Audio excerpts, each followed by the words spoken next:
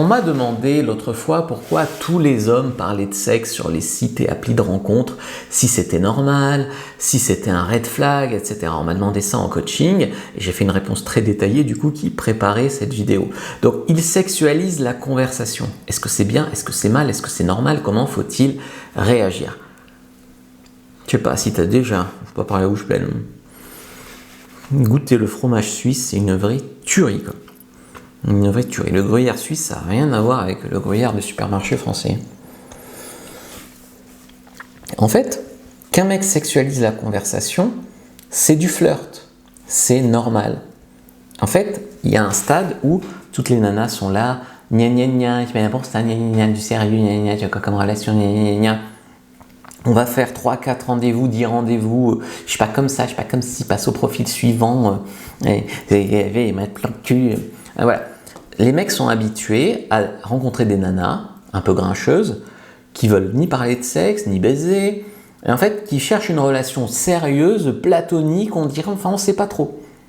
Elles ont un mauvais lien avec le sexe et les mecs qui ont un peu dragué, voilà, savent que ils ont des chances de tomber là-dessus. Donc en fait, ils testent ton rapport au sexe.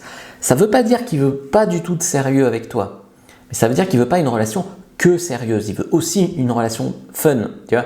Et il ne veut pas surtout une relation platonique. Mais le pire, c'est que les femmes non plus. Les femmes qui se braquent dès qu'on parle de sexe, elles ne veulent pas non plus une relation platonique. C'est là où c'est fou. Il vérifie aussi votre rapport au sexe. En fait, il ne veut pas se faire avoir par une nana qui ne voudra jamais baiser, qui va faire X, Y, Z rendez-vous sans qu'il ne se passe jamais rien, qui va le balader, qui va peut-être même se servir de lui en le laissant miroiter, enfin voilà. Donc, comprends que sa position. Il est obligé de tester l'eau un peu, de mettre le pied dans l'eau pour parler de sexe.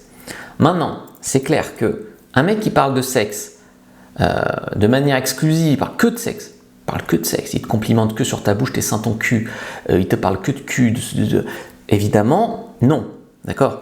Il faut qu'il sexualise, entre autres choses. Il faut qu'il soit normal par ailleurs. Il faut qu'il y ait d'autres sujets. S'il parle que de sexe, c'est non. S'il parle de sexe, entre autres sujets, c'est normal, c'est oui, c'est plutôt sain même. Ensuite, comment il en parle? Ça, c'est aussi intéressant.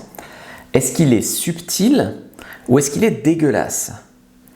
Tu vois, par exemple, la fille qui m'a posé cette question, elle m'a dit qu'elle avait passé un bon rendez-vous avec un gars et puis que le gars, à la fin du rendez-vous, lui avait envoyé un texto, il passait une bonne soirée, j'espère qu'on se reverra, auquel elle avait répondu. Elle était enthousiaste et puis le gars a enchaîné par « j'ai des capotes périmées, je te les ferai voir si tu veux », des trucs hyper pervers, hyper dégueulasses. J'ai dit « mais c'est un red flag ça ». Le fait qu'il parle de sexe n'est pas un red flag, mais le fait qu'il te mette mal à l'aise, que ça soit dégueulasse, déplacé, ça oui, d'accord? Donc un mec qui est subtil, s'il parle bien de sexe, c'est bien, d'accord? Donc ça c'est important et vous devriez flirter, rentrer dans le jeu, d'accord? Montrer que vous n'avez pas peur de ça, mais pas que ça, ok? Voilà, donc ça c'est très important. Cliquez sur le lien dans la bio du compte sur TikTok, en commentaire épinglé sur YouTube, prenez votre liste des red flags, des trucs qu'il faut fuir chez les hommes. Mais le fait qu'ils sexualisent n'en fait pas partie.